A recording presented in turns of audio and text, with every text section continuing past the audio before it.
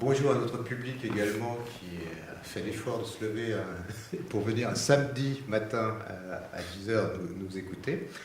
Donc pour vous présenter rapidement, vous êtes tous les deux poètes et des auteurs pour qui le régime purement scriptural de la littérature ne suffit plus. C'est-à-dire que vous allez croiser la littérature avec d'autres pratiques et d'autres supports créatifs, le cinéma, la musique, la philosophie, la photographie, la peinture. Et l'écriture demeure la base, mais à partir de là, vous évoluez vers d'autres moyens d'expression, et notamment lors de performances et de lectures en public. Alors pour vous présenter rapidement, donc Jérôme, vous êtes poète et écrivain, poésie sonore, notamment Flipbook, qui est paru en 2007 avec un CD, où les mots rejouent certains gestes du cinéma et opèrent un décadrage de la langue. On reviendra probablement sur cette relation que vous établissez entre la littérature et le cinéma. Vous menez par ailleurs une réflexion sur l'art et la littérature, sous influence, c'est paru en 2012. Vous êtes concentré également sur le récit. Salle d'embarquement a été publié en 2017. Et puis des essais philosophiques, notamment Politics Becoming, qui est écrit en anglais, comme son titre l'indique, publié en 2011. Et vous menez donc une réflexion sur l'esthétique contemporaine, accompagnée d'une pratique poétique et narrative, ici, qui tisse des liens entre différents arts et également différentes langues. On en reparlera. Marc Owambe, donc poète et slameur, une référence fondamentale, Aimé Césaire, celui du cahier d'un retour au pays natal. Et donc, vous publiez des recueils de poèmes. Le chant des possibles a été publié en 2014. Vous avez créé un opéra slam baroque. On reviendra peut-être sur l'épithète de baroque. De terre, de mer, d'amour et de feu, créé en 2017. Un roman-poème qui vient d'être publié en 2018, Dien Bien Phu. Et vous êtes chroniqueur de divers magazines ou sites, dont Africulture ou Mediapart. Et vous êtes membre fondateur du collectif On a slamé sur la Lune, qui conjugue différents types de pratiques esthétiques. Alors commençons par ce qui vous rassemble. Vous êtes deux poètes assez différents, et je pense qu'on va le voir, mais ce qui vous rassemble, c'est que vous êtes poète d'abord, mais vous vous trouvez à un moment de votre création où vous abordez le récit. Vous, Jérôme, avec Salle d'embarquement, et vous, Marc, avec Dien Bien Phu.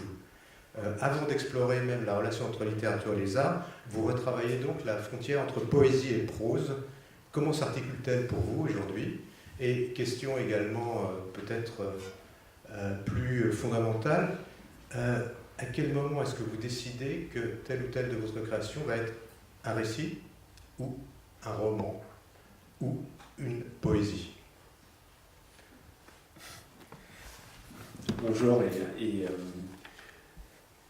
alors moi je décide pas, je pense que c'est une évidence à un moment donné, c'est quelque chose qui prend presque possession comme ça de moi, et je sais, en plus je le dis avec beaucoup de mesure, parce qu'en fait j'ai publié mon premier roman il y a seulement quelques mois, enfin en mars dernier, et avant j'avais publié des recueils de textes poétiques, et donc l'écriture du roman est finalement assez nouvelle pour moi, mais il y a eu un moment donné, ça s'est imposé, cette idée d'écrire un texte au long cours, parce que j'avais besoin d'aller explorer des choses que j'avais déjà explorées en poésie, et là j'avais besoin d'avoir du temps, de la place pour questionner certains idéaux, questionner certaines révoltes, questionner certaines causes, et j'avais besoin de temps et de place en fait. Et ça s'est imposé à moi que je ne pouvais le faire qu'à travers un récit romanesque. Alors le texte terminé, finalement il m'est revenu dans les retours que j'ai eus que c'était un roman-poème. Donc finalement, je me suis pas tellement éloigné de ce que je faisais déjà avant, mais en tout cas, voilà, l'écriture du roman est venue de cette évidence et de cette nécessité d'avoir du temps pour développer des questionnements, développer des émotions aussi, questionner certaines émotions, avoir du temps et de la place, en fait. Voilà. Bonjour. Cette façon de le formuler est très, très utile, je trouve, et donc je la fais mienne aussi, cette notion d'avoir du temps, c'est-à-dire de pouvoir projeter à travers un récit, à travers des personnages, à travers l'évolution d'une action, quelque chose qui se développe dans le temps et l'espace, mais en même temps conserver le bébé, le beurre, l'argent du beurre, l'eau du bain, tout ça à la fois, c'était de vouloir à la fois dans l'histoire, dans un récit qui se met en place à travers le temps et l'espace, pouvoir conserver la liberté poétique et pouvoir raconter une histoire à même cette liberté-là. C'était essayer d'avoir les deux à la fois, à raconter quelque chose tout en étant au plus frais, comme on dit que la peinture est al fresco, plutôt que séchée, du travail de la langue. C'est essayer d'avoir cette double inscription dans la langue, à travers la langue, et grâce à elle, à travers elle, derrière elle, mettre en place un monde, une représentation, une histoire. D'accord. Donc fondamentalement, vous êtes deux poètes et vous n'abandonnez pas la poésie, y compris sur son mode narratif, qui s'est un peu éloigné au XXe siècle, alors qu'au XIXe siècle, la poésie narrative était quelque chose de tout à fait évident. Jérôme, votre œuvre fusionne les genres littéraires, mais aussi les langues. Une forte influence de la culture anglophone, à la fois britannique et états-unienne, et une pratique de la langue, donc vous êtes bilingue anglais-français, pratique de la langue qui est à la fois donc l'anglais et le français, et vous avez pratiqué, m'avez-vous dit, l'autotraduction. Est-ce que vous pourriez préciser ce que ça apporte à votre pratique poétique que d'évoluer entre deux langues et puis éventuellement de s'auto-traduire d'une langue à l'autre? En réalité, il y a aussi une troisième langue qui est l'espagnol mexicain, qui est celui de ma mère, qui donc a fait que j'ai appris le français avec plusieurs langues autour, notamment l'anglais et l'espagnol mexicain. Et donc le rapport au français n'a jamais été solitaire ou exclusif. Et ce qui m'intéressait dans le fait d'avoir une relation avec une langue étrangère, ensuite celle qui s'est posée au centre de mon activité d'écrivain et de poète, c'était l'anglais, et c'était de voir comment une langue comme l'anglais peut m'aider à me repérer dans le français. Le français est une langue qui est à la fois scolaire, pour moi, qui était la langue de l'école, la langue de la socialisation, etc. Et donc il s'agissait de pouvoir se servir de l'anglais et de ce qu'il offre pour pouvoir habiter davantage le français. L'idée était de traduire mes poèmes du français à l'anglais, rien que pour pouvoir les retraduire de l'anglais au français. C'est comme les mettre dans une machine à laver avec un assouplissant. Ou comme mettre à mon français un suppositoire de quelque chose qu'il décontracte. Mais l'idée était non pas de me prendre pour un écrivain anglais, je ne le suis pas. Il se trouve qu'il y a un livre qui reprend quelques recueils de poèmes et qui a été traduit en anglais par une traductrice américaine qui paraîtra à Londres l'année prochaine, plutôt cette année. Mais l'idée c'était de travailler mon français en le massant avec de l'anglais. La syntaxe anglaise, l'idée que je m'en fais, qui n'est sans doute pas celle d'un linguiste au sens scientifique du terme, c'est qu'elle est beaucoup plus souple, beaucoup plus poreuse, amorphe, beaucoup moins rigide que le français. Sans doute dans ces adjectifs, on entend le fait que la manière dont je décris la syntaxe française n'est pas exempte d'une relation, j'allais dire, psychologique au fait que je l'ai apprise. Elle a été l'objet d'un apprentissage, alors que l'apprentissage d'une langue étrangère est beaucoup plus, on va dire, beaucoup moins disciplinaire, disons le mot. Et donc pour indiscipliner le français, rien de mieux qu'une bonne dose d'étrangeté.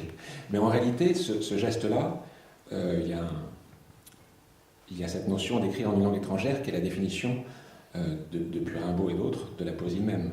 Et donc c'est postérieurement à ces réflexes-là que j'ai eu quand j'habitais en Angleterre que je me suis aperçu que c'était une façon en réalité de continuer la poésie française par d'autres moyens. Merci. Marc, donc vous êtes originaire du Cameroun, donc l'anglais et le français, bon, ça pose parfois des problèmes d'ailleurs dans ce pays, plus toutes les langues autochtones qui existent au Cameroun.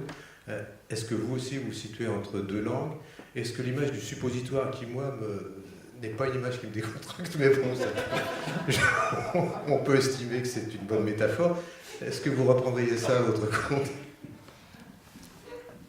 Alors, donc, je ne reprendrai pas la même image, mais ceci dit, j'entends et je partage assez cette idée qu'on peut écrire en français dans une langue étrangère. Moi, d'ailleurs, la première des langues est la langue du poète.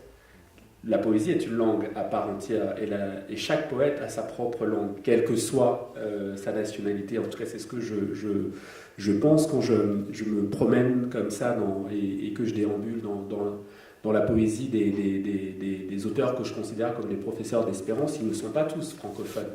Et ce qui m'apparaît toujours, c'est qu'ils ont leur propre langue. Et donc il y a déjà cette langue-là, et ensuite il y a toutes les autres. Et donc moi, parfois, j'écris des textes, et quand je les relis, je réalise, même s'ils sont écrits en français, que je les ai écrits en douala aussi, qui est ma langue maternelle. Donc voilà, tout ça s'enliane et de manière inconsciente ou consciente parfois, parce que parfois ça peut être un effet de style aussi, mais parfois c'est même totalement inconscient. C'est juste à la fin du texte que je réalise que finalement les images que j'ai employées sont des images qui me sont venues en voilà. Et j'ai traduit ces images finalement en français et le texte est en français.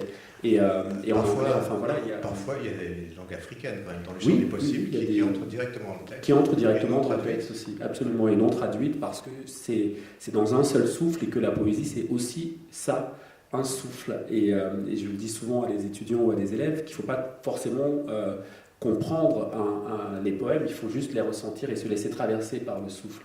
Et donc oui, il y a toutes ces langues-là qui se promènent en moi, et comme j'ai en plus le bonheur de voyager beaucoup et de partager avec des musiciens et des poètes d'autres langues que les miennes, chaque fois que je suis comme ça sous le charme d'une musique, de la musicalité d'une langue, finalement parfois elle revient à un moment donné, quelques matins plus loin, dans un texte que j'écris.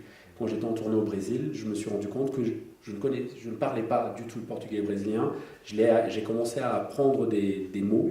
Et quand je suis rentré de tournée, certains de ces mots sont apparus, ont surgi dans des textes que j'écrivais, et sans même que j'aie envie de le faire de manière consciente. Mais c'était là, c'était une musique. Et c'était ça qui comptait en fait. Donc écrire en français, mais dans tellement d'autres langues aussi. Oui, simplement un petit mot pour ce qui vient d'être dit très justement sur le souffle, rejoint ce que j'essaie d'exprimer maladroitement. L'écriture, c'est un corps. Et cette histoire dont je parlais tout à l'heure, les métaphores un peu curieuses que j'évoquais, c'est par rapport à la gorge, par rapport au corps que peut exprimer une langue et dans laquelle il peut se redéterminer. Et donc c'est très important cette histoire de corps, de souffle et d'ouverture. Bon, et là, je retrouve justement, à mon avis, votre culture philosophique. Vous avez deux références majeures philosophiques, donc Deleuze et Rancière. Le devenir poète et puis la politique de la littérature. Est-ce que vous pouvez nous préciser l'importance de ces influences philosophiques, de ces discours philosophiques sur votre œuvre? Est-ce que ça pénètre directement dans la poésie? Est-ce dans le récit? Parce que c'est probablement plus facile dans le récit que dans la poésie. Ou est-ce que ça reste simplement un discours philosophique de surplomb en quelque sorte, et qui serait la première partie de votre œuvre, parce que vous avez commencé par publier plusieurs essais philosophiques, et notamment des ouvrages collectifs sur le cinéma, sur Rancière, sur Deleuze aussi. On pourrait parler de la manière dont les grands philosophes sont des grands stylistes, et notamment de la langue. Et c'est vrai que lire dans le détail, à l'occasion d'une thèse, la philosophie de Deleuze, ou celle de Rancière, ou bien d'autres, c'est avoir une jouissance de la langue, d'un certain type de langue, de la langue conceptuelle. Mais par rapport à la poésie, je crois que c'est comme si on faisait l'ascension d'une montagne par deux faces. On n'est pas seul, on ne peut jamais écrire de la poésie seul. Et tous les autres qui sont là, parmi eux se trouvent des philosophes. Ceux qui posent des questions, des problèmes et tentent de les répondre. Et dans la philosophie de Deleuze en particulier, j'ai senti à plusieurs reprises qu'il formulait ce autour de quoi je tournais avec mes propres mots poétiques. Lui-même, je le mentionnais tout à l'heure, il pense qu'il est une note de bas de page d'Arthur Rimbaud chez Deleuze. Il le dirait presque comme ça. Et donc cet écho-là, cette espèce d'aller-retour, existe très fortement. La notion de devenir en particulier était très, très importante. La déconstruction d'une certaine conception du sujet, c'est-à-dire du sujet parlant, c'est-à-dire de la syntaxe, de la grammaire, sujet, verbe, complément. Si un philosophe est en train de déconstruire ça, et que je suis le jeune poète dont je vous parlais il y a un instant, forcément ça va me parler.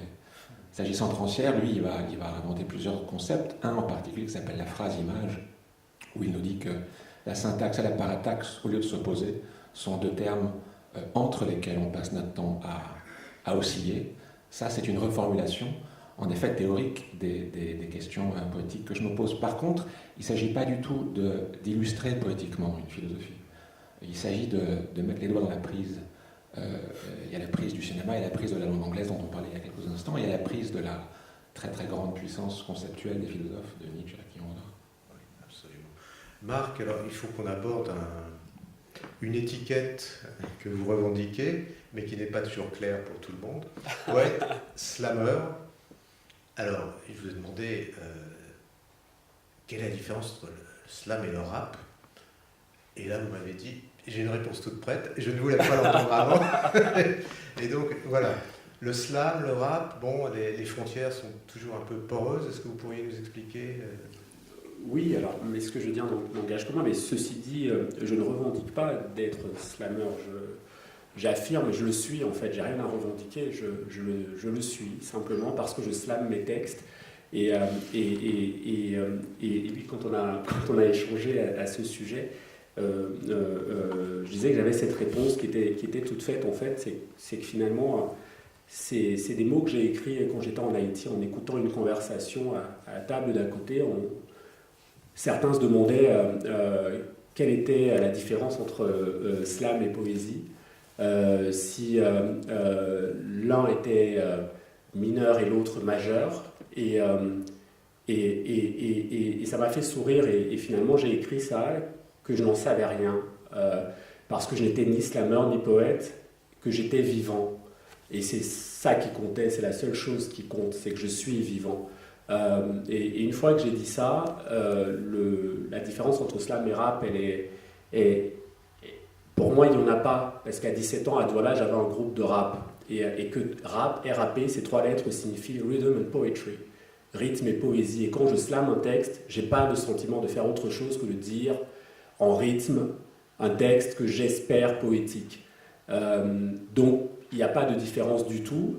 Pour moi, R-A-P, ces 3 lettres signifiaient aussi, à 17 ans, quand le rap est arrivé au Cameroun et quand on a découvert cette musique qui devenait notre musique à nous, jeunes qui écoutions avant la musique de nos parents, le jazz, le blues et de la musique camerounaise, quand le rap a surgi comme ça avec MC Solar et puis d'autres rappeurs américains qui arrivaient dans notre imaginaire d'adolescents, on avait décidé que ces 3 lettres, R-A-P, signifiaient aussi réapprendre à parler. Et quand je slame, je n'ai pas le sentiment de faire autre chose que réapprendre à parler, me réapproprier une parole, la parole, et la partager avec d'autres. Donc je ne fais pas de différence entre rap et slam, et je ne fais pas de différence non plus entre poésie et slam, parce que ma mère, qui était enseignante de lettres et de philosophie à Douala, animait un cercle de poésie à la maison, et j'ai toujours entendu les poèmes scandés, chantés, déclamés. Et je parle de poètes classiques, de poètes anciens. Je les ai toujours entendus chanter. C'est quand je suis arrivé en France que j'ai découvert qu'on pouvait dire de la poésie de manière totalement neutre, comme ça, timide. Au Cameroun, j'entendais Sénèque, j'entendais Éluard, j'entendais Franck Etienne, j'entendais Aimé Césaire scandé, chanté par des gens qui n'étaient pas des comédiens, qui étaient des profs, des collègues de ma mère, qui étaient des chefs d'entreprise, qui étaient chômeurs, enfin des gens qui n'étaient pas des artistes, qui n'avaient pas de vocation scénique, et ils chantaient les poèmes. Et c'est quand je suis arrivé ici pour mes études, donc en terminale, en fréquentant quelques cercles de poésie ou à l'école, que j'ai découvert qu'on pouvait dire un texte de manière très timide, comme ça, très respectueuse de l'auteur. Et ça m'a surpris parce que pour moi, la France était le pays de la littérature, était le pays des lettres, était le pays d'Aragon, en fait. Moi, quand j'arrivais ici, c'était ça que j'avais en tête. C'était le pays de Césaire et de Molière. Et donc le pays de la poésie aussi. Et voilà, enfin bon, je sais plus, je me suis un peu... Oui, non, mais la France est aussi le pays de la récitation qu'on vous impose dès l'école primaire. Et oui, et ça résonne probablement davantage avec les cultures orales africaines. Évidemment, la poésie est d'abord destinée à être dite. Alors, qui dit Afrique, effectivement, dit aussi thème colonial, qui apparaît dans votre œuvre et qui apparaît notamment très récemment dans le récit, le roman poème Dien Bien Phu. Alors, on peut s'interroger sur ce rapport au Vietnam et à Dien Bien Phu. Alors, vous m'avez dit, quand je vous avais posé la question, mais pourquoi pas Dien Bien Phu? Mais je persiste à penser que vous aviez plus de chances de ne pas écrire sur Dien Bien Phu que d'écrire sur Dien Bien Phu. Donc, il faudrait peut-être expliquer pourquoi vous avez choisi ce thème et cette défaite française qui marque la fin de la colonisation française en Asie. Qui marque la fin de la colonisation française partout, en fait. C'est le début du déclin. Mais c'est le début du déclin de l'empire colonial français. Je pense que, si j'ai choisi d'ancrer mon histoire à Dien Bien Phu, c'est parce que Dien Bien Phu est la mère de toutes les batailles. Je pense qu'à partir de Dien Bien Phu, après, effectivement, il y a les événements d'Algérie, il y a les indépendances en Afrique subsaharienne. Je pense qu'il y a eu comme un signal aussi, l'empire colonial peut perdre. Donc derrière, il y a eu les soulèvements qui avaient aussi cette certitude-là, cette conviction que l'empire colonial pouvait perdre, parce qu'il l'avait perdu. Donc j'ai ancré mon histoire à Dien Bien Phu pour cette raison, parce que cette bataille est la mère de toutes les batailles, et en plus elle me permettait de questionner la schizophrénie de certains tirailleurs africains, parce que je me suis toujours dit qu'il y avait forcément eu des tirailleurs, au moins un, qui s'était dit sur un terrain de guerre, en Asie ou ailleurs, en tout cas en dehors d'Afrique, qui s'est dit que c'était pas sa guerre. Il s'est dit, je suis en train de combattre d'autres colonisés, qu'est-ce que je fais là ? Et si j'avais ancré mon histoire en Afrique, j'aurais pas pu questionner ça comme je pouvais le questionner en ancrant ce texte qui parle de colonisation, mais qui parle aussi de résistance, qui parle d'amour et d'amitié. Mais j'aurais pas pu questionner cette schizophrénie-là en ancrant mon histoire sur le continent africain. Et Dien Bien Phu, voilà, parce que c'est la mère de toutes les batailles et parce que ces 3 syllabes ont une musique qui me fascine depuis l'âge de 17 ans. Dien Bien Phu, il y a quelque chose, il y a une langue de mystère en fait, moi qui m'attirait avant même que je sache ce qui s'était passé sur ce terrain et ce théâtre de guerre. Puis c'est relié directement à l'Afrique. Il y a un soldat sénégalais, et puis on voit passer Léopold Sédar Senghor, et puis Alioune Diop, le fondateur de Présence africaine aussi. Et François Maspero aussi. Et aussi François Maspero, oui. Jérôme, vous, il y a on va revenir à votre récit le plus récent. Il y a un leitmotiv dans Salle d'embarquement. Je cite, mais où est-ce qu'on est là? Qu'est-ce qu'on voit exactement? Donc il y a un travail de cadrage de référent. Alors le lien au cinéma là, est manifeste. Il y a un style qui s'efforce de saisir la multiplicité des plans du réel, enfin j'aime pas trop le terme réel, je ne sais pas exactement ce que c'est, du référent, avec parfois la superposition de 2 pages, en une seule page. Le thème également, me semble-t-il, du non-lieu de Marc Auger, ces lieux où tout le monde passe et qui n'appartiennent absolument à personne, notamment l'aéroport, parce que votre héros va d'aéroport en aéroport et d'hôtel en hôtel. Et puis il y a également un vertige de la liste dans votre récit, cette esthétique de la copia qui est illustrée dès la Renaissance par Rabelais, ce vertige de la liste, qui donne un rythme particulier au texte. Par exemple, je vais juste citer très rapidement où il va exactement. Il voyage avec Aeroflot, Air Canada, Air India, Alitalia, American Airlines, British Airways. Il vole sur Cathay, China Air, China Eastern, China Southern, Delta Airlines, Egypt Air. Il prend Emirates, Iberia, Japan Airlines, Lufthansa, United. Il est transporté par... Bon, etc., etc.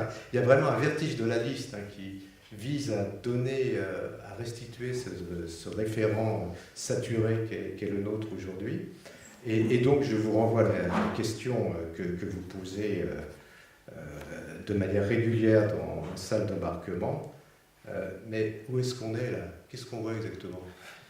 En fait, c'est un roman, je crois, aussi sur la globalisation, ce qu'on appelle la globalisation, entre guillemets. C'est-à-dire un endroit où qu'on serait supposé connaître sans l'avoir vu.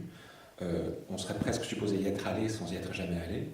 Et comment est-ce qu'on manifeste, comment est-ce qu'on rend visible l'affect ou la sensibilité qui sont produites par le fait qu'on vit dans un monde soi-disant global et globalisé. Qu'est-ce que ça veut dire être globalisé?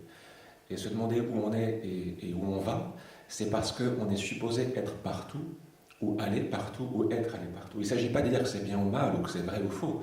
Il s'agit de se demander qu'est-ce que ça fait à notre sensation, à la manière dont on peut percevoir le monde.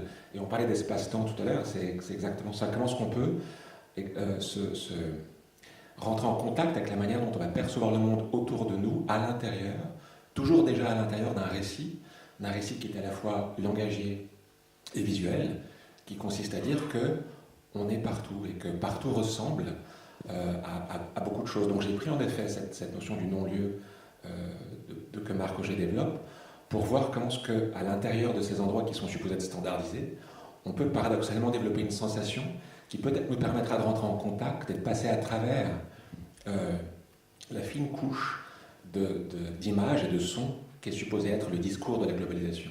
Comment est-ce qu'on peut rentrer en contact avec ce qui est supposé être standardisé, pour s'apercevoir qu'il ne l'est pas forcément. Parce que derrière la standardisation de la globalisation, il y a des gens, il y a des corps, il y a des hommes et des femmes qui vivent des choses plus ou moins violentes, il y a des choses politiques, il y a des structures économiques, et comment est-ce qu'on peut passer à travers ce discours-là pour se réapproprier une vue. C'est comme si on voulait, ce roman essaye un peu de nous donner un point de vue sur la globalisation qui traverserait toutes les images qu'elle est supposée être et tous les discours qui sont supposés la définir, pour qu'on se réapproprie un peu la sensibilité de vivre cette époque-là, cette époque qui est supposée être globale. Voilà. Et vue, point de vue, image, le rapport au cinéma, en quel sens est-ce que ça informe votre poétique ? Il est très important, tous les arts de l'image en particulier, le cinéma, mais tous les arts de l'image, parce qu'il arrive, le cinéma à montrer quelque chose et à raconter en même temps. En littérature, c'est très très dur, puisque les mots ne permettent pas ça. Il faut les lire dans un certain ordre et il faut se référer à ce qu'ils sont en train de dire. Alors que lorsqu'on montre un plan séquence ou un cadrage, même lorsqu'on monte des séquences différentes, on aura à la fois ce qui est montré et ce que ça raconte. Et donc je me mets à l'école du cinéma d'une certaine façon pour essayer de raconter des histoires, mais à même ce monde-ci, sans, en tout cas en tentant de résister aux archétypes des histoires, même si ces archétypes peuvent être intéressants. Une histoire au cinéma, quand ça fonctionne très très bien, on a l'impression qu'on est dedans et à distance, à la fois. Et c'est ça ce qui me fascine dans le cinéma et que j'aimerais bien aller copier-coller, aller essayer de trouver pour m'en servir en littérature. Oui, ça c'est intéressant. Il y a un de vos personnages aussi qui voyage et qui fait une exposition photo. Et finalement, vous allez faire une exposition photo à partir de ce qu'a décidé le personnage. C'est une sortie du récit ou du poème vers le référent. Et ça, c'est un jeu tout à fait fascinant, un jeu à la José Luis Borges, qui est passionnant. Marc, vous parlez d'opéra slam baroque, donc entre guillemets métissage généralisé, métissage des siècles, des cultures, des styles, avec une poétique qui est dans le sillage d'Édouard Glissant. Le Tout le monde d'Édouard Glissant est à la fois une suite de poèmes et puis un essai philosophique qui vous a marqué. Ce métissage, évidemment, c'est d'abord l'Afrique, pour vous, l'Afrique dans les veines, selon le titre d'un de vos poèmes. Est-ce que vous pourriez nous en dire un peu plus sur ce baroque que vous considérez donc comme un métissage généralisé ? Oui, c'est une peau éthique de la relation. Voilà, c'est comment sur scène on peut se retrouver avec une joueuse de viellaro, un chanteur lyrique ou quelqu'un qui a un chant qui se rapproche d'un chant sacré, une pianiste classique et puis 1000 autres instruments traditionnels d'Afrique centrale, et que tout ça fonctionne, quoi. Que tout ça, sans rien revendiquer, affirme juste nous pleurons et nous sourions dans la même langue. Voilà, et nous sommes différents et nous sommes beaux ensemble, sans rien revendiquer. Juste là, la musique, on a l'impression que ça a toujours été comme ça. Et cette émotion-là, très forte, donc c'est un opéra slam qu'on a eu le bonheur de jouer en France, mais aussi en Afrique, et dans des endroits totalement improbables, notamment un soir dans un quartier populaire de Douala, où il y a un taux d'illettrisme phénoménal, et où on est arrivé là avec cette proposition artistique totalement improbable, donc du texte poétique scandé, plutôt contemporain, parce que ça ressemble à du rap ou du slam, peu importe, en tout cas scandé, habité sur scène, des langues qui se mélangeaient, des langues traditionnelles de chez moi, au Cameroun, qui venaient rencontrer la langue française, la langue anglaise aussi, sur scène, et puis ces instruments-là, des balafons qui résonnaient avec la viellaro, il y avait quelque chose qui était totalement magique.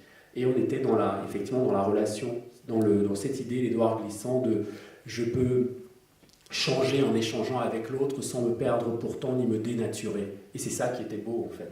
Et ce baroque-là, c'est ça, pour moi, c'est aussi ce mélange-là, cette idée que dont c'était surréaliste et de se retrouver là avec cette proposition artistique et avec ce mélange-là et de réaliser que finalement, en allant voir ailleurs, parfois, si on y est, on réalise qu'on y est. Et c'est ça qui était beau aussi, qu'on disait sans rien revendiquer non plus, et juste en affirmant, regardez en fait, et ressentez. Et opéra, donc la musique est première ou est-ce que le texte est fondateur et ensuite on met une musique dessus? Alors là, c'est les deux, parce que c'est vraiment des conversations d'âme à âme. Parfois le texte est arrivé avant, notamment de Terre, de mer, d'amour et de feu est un long recueil est un long poème que j'ai écrit quand j'étais en Haïti sous influence. Et ensuite, ce texte-là a rencontré la sensibilité de musiciens qui m'ont proposé voilà, d'habiller ce texte de leurs notes. Et puis parfois, j'ai entendu leur musique et je suis allé dire ce texte qui existait déjà sur une musique qui existait indépendamment du texte. Donc on a vraiment travaillé dans ce sens-là, dans une vraie conversation, je pourrais même dire une song-versation, comme ça on se rapproche de cette idée de traduire sans arrêt ce qu'on écrit. D'accord. Alors vous êtes donc deux novateurs hein, formellement, et je pense que le public commence à le comprendre. Les innovations formelles sont tout à fait remarquables. Jérôme, quand on s'est rencontrés, vous m'avez dit, vous avez employé une expression qui m'a frappé, mais je suis une post-avant-garde, je me considère comme de la post-avant-garde, donc un mouvement qui en quelque sorte garderait la radicalité de l'avant-garde, mais qui se défierait des illusions de l'avant-garde. C'est pas tant le verbe être qui était intéressant dans cette phrase-là, c'était une façon de dire au contraire, ne pas jeter le bébé des avant-gardes avec l'eau du bain post quelque chose. Au contraire, les conserver. Ce geste-là qui consiste à généreusement, avec optimisme, essayer de travailler la forme, il est très très très important. Et il ne faut en aucun cas, me semble-t-il, le passer pour quelque chose qui n'aurait plus lieu d'être. Sans rentrer dans toutes sortes d'histoires qui consisteraient à se demander la légitimité des uns et des autres, ou des récits.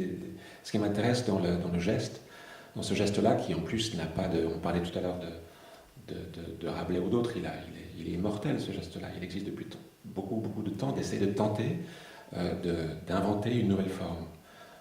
Et qu'il ne faut surtout pas le passer par perdre des profits. C'est dans ce sens-là. D'accord. Alors, je pense que vous êtes deux performeurs... On n'a pas de terme en français pour ça finalement. Je pense qu'il serait intéressant que chacun, à tour de rôle, vous nous fassiez entendre votre poésie, lecture d'un poème ou récitation d'un poème, de manière à ce que le public ait vraiment une idée très précise de ce que vous présentez et de la manière dont vous le présentez en donnant un corps à votre écriture. C'est-à-dire, non pas seulement en écrivant, mais en essayant de l'inscrire dans le temps et dans une durée qui est un peu différente. Est-ce qui veut commencer ? Alors, je me propose de lire, on verra si c'est un poème, ça nous relancera dans nos discussions de genre, mais en tout cas c'est l'épilogue d'un petit ouvrage qui s'appelle Sous influence. C'est sans doute fait exprès par rapport à ce qui nous réunit aujourd'hui, que j'ai écrit au MAC-Val, qui est un musée d'art contemporain dans le Val-de-Marne, où j'étais en résidence il y a quelques années. Et l'idée, c'était de voir qu'est-ce qu'un poète va faire dans un musée. Alors, il peut y lire, il peut y intervenir, mais j'avais été très très frappé de voir comment est-ce que le musée fonctionne. Non seulement les œuvres, évidemment, sur les murs, mais le musée lui-même, comme communauté de personnes qui sont intéressées non seulement dans l'art, mais surtout à accueillir des gens pour que ces personnes-là voient de l'art.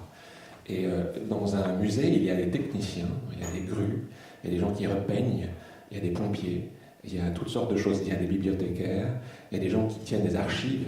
Et toute cette machinerie-là m'avait vraiment fasciné, à tel point, non seulement par sa générosité, mais par sa capacité à susciter de nouvelles envies et de nouvelles idées esthétiques et créatives.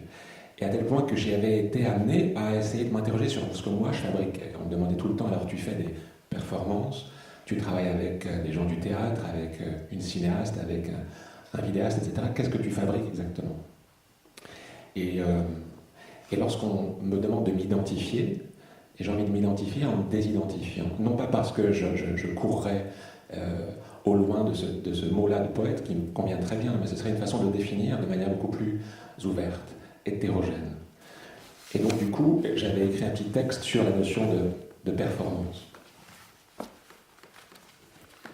Perf, avenir.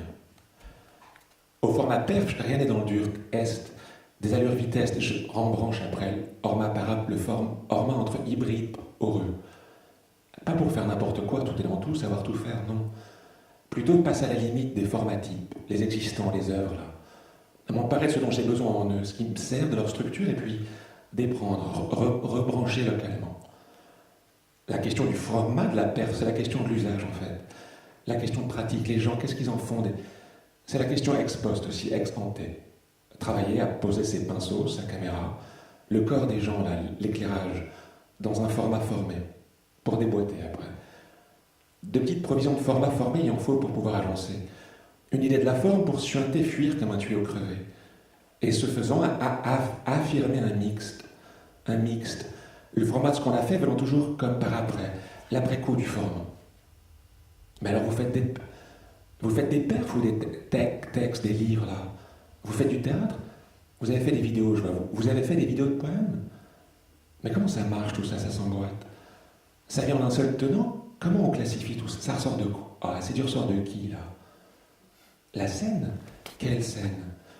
Les poètes n'ont rien à foutre sur une scène. Les poètes se croient toujours sur une scène. Du théâtre, du ciné, de la vidéo, une danse, une exposition, une conférence, un concert au musée. Format bizarre, format formant paradoxal. Une représentation, une projection, une déambulation, un auditoire, une salle de cours, une salle d'attente, au musée. Format rencontre entre formats. Asymptote généralisé. Et les puissances des différents formats se frôlent, passent l'une dans l'autre, se contredisent, se tendent mutuellement, se font devenir. Ça peut complètement foirer. Ça peut potentialiser aussi, créer un mixte, format à venir. Verra jamais le jour, forever al fresco, séchera pas. La poésie sonore en France, la quoi? La poésie action, la secte? La lecture performée se trouve avoir inventé un format formant ces dernières années, l'acquis. C'est pas du théâtre, c'est pas du rock, c'est pas de la musique, c'est pas les lettres, c'est pas du cinéma, c'est pas les arts plastiques, c'est pas les arts du cirque, c'est pas l'art vidéo, c'est pas les arts de la scène, c'est pas une chorégraphie, c'est pas de la performance, c'est pas du dessin, c'est pas un récital, c'est pas les comédiens, c'est pas une exposition, c'est pas les projections. C'est quoi? C'est pas tout ça à la fois, c'est quoi là? Du sample? Non. De la citation, alors du montage, des documents, du dispo? Oui, mais non. Mise en ellipse de toutes ces pratiques, en fait. Point de focalisation entre les tangentes qu'elles forment les unes aux autres. Ces réalisations des passages aux limites qu'elles représentent entre elles. Par exemple, Another Day. Dans la musique, le son, le jeu, comme ça, à l'écran, le mur. Je regarde le plafond, je repeins le mur en blanc, je ne sais plus comment je m'appelle. J'accroche, je synthétise des amorces, comme ça va vite, là. Mise en place, maigre, potentiel, récit virtuel implicite. À la limite de l'abstrait, ça fuit, ça s'échappe. Différents rapports de sensibles fonctionnant en moucharabier. Moucharabier fait chaud ici, il fait beau là, chez toi, tu vas bien là? Agencement dans l'espace-temps. Rapport de rapport hybride, fracté. Texte, voix, son, image et corps. Fictionné directement avec soundbites, sidebites, ça dissout. Reconfigure en même temps, ça va bien là? Mais qu'est-ce qu'il dit là? Faudrait glisser, faudrait céder comme ça maintenant, faudrait looking at the ceiling, empty. Ou alors, original soundtrack plus bande-son, la VO. Sous-titré plus l'écrit, ça donne quoi? Ça donne bruitage à la radio plus montage. Bruit de montage, zoom audio, ou théâtre plus coulisses plus image. Histoire plus effet, ça donne son. Ça donne écriture et la scène, au musée. Pas tout à la fois, sélectionner soigneusement les effets plutôt. Factoriser les outils, marche à suivre, toujours en vue de l'effet. Maîtriser les différentes technicités en vue d'un tout comme non spécialisable, désapproprié. Un montage ultra précis in situ. Micro-montage plus désappropriation inactus sans mode d'emploi. Ad hoc, à chaque fois. Sur pièce. Ma pente est là. Commencer à partir en vrille depuis le commun. Le faire suinter, éblir. Jusqu'à ce que tout son système cède, se mette à fuir à l'intérieur de... Jusqu'à ce que, amolli, retourné sur les bords, il se retrouve en contact direct avec l'extérieur. et se révèle force nouvelle instantanément. Plasticité à invention. Expiré comme un tuyau crevé. Mur blanc. Rebond polymorphe. Spin-off. Merci Jérôme. Marc.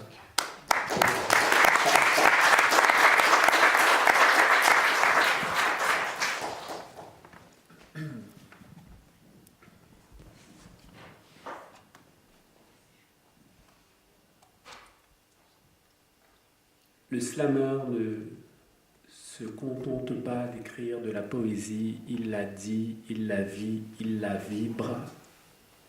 Bienvenue à toutes et tous au rond-point du Vietnam héroïque.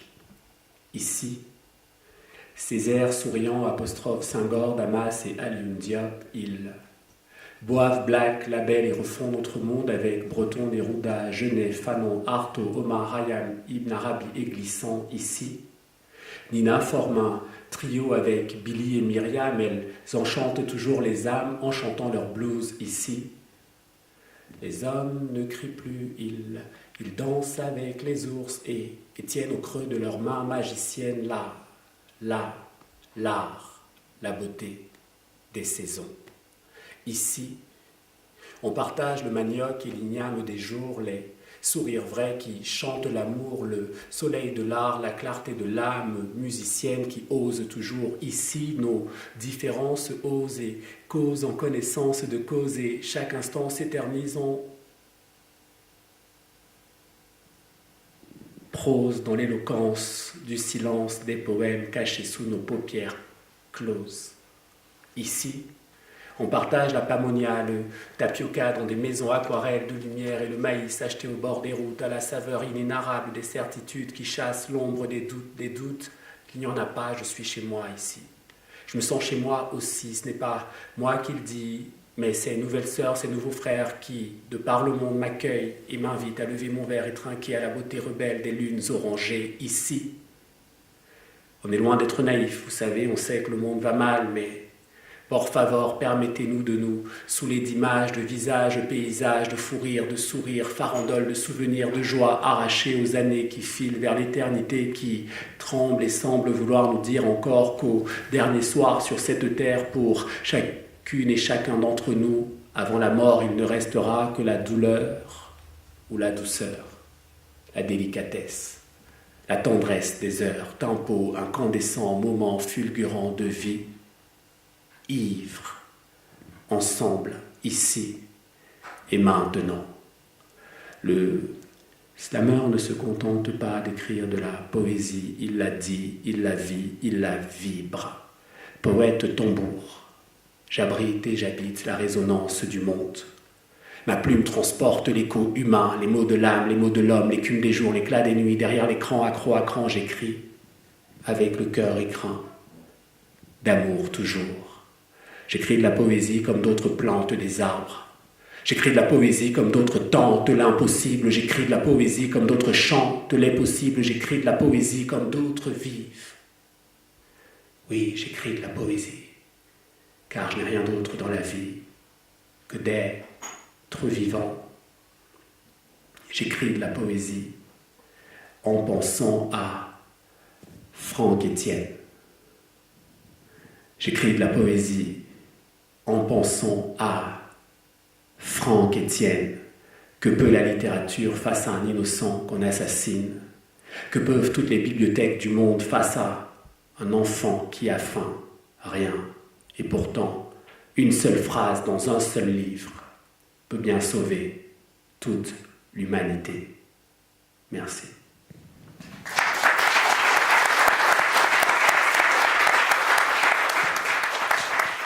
Bien, merci à vous deux.